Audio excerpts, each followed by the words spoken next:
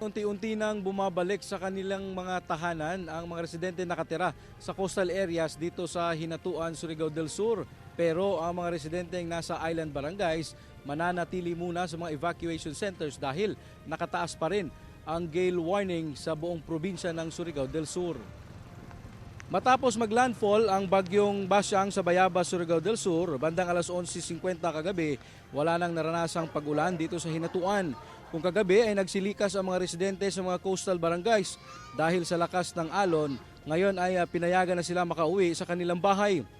Meron na ding mga family food packs na ipinamahagi ang DSWD. Pero ayon sa Hinatuan MDRRMO, yung mga residente na nasa mainland Hinatuan lang muna ang pinahihintulutang bumalik sa kanilang mga bahay.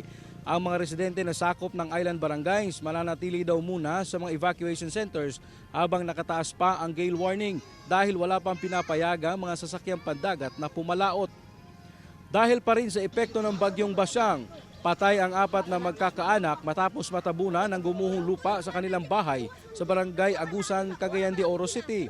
11 buwang gulang na sanggol ang pinakabatang nasawi. Sa pagresponde ng mga otoridad na recover ang mga bangkay ng mga biktima. Base sa investigasyon, natutulog na sa kanilang bahay ang mga biktima nang mangyari ang landslide. Ayon sa City Disaster Risk Reduction and Management Department, nananatili ngayon sa evacuation centers ang iba pang apektadong pamilya. Dito sa Hinatuan ay bumubuti na ang lagay ng panahon kaya't iniutos na ang pagbabalik ng trabaho sa lahat ng opisina ng gobyerno pero suspindido pa rin ang klase sa lahat ng antas.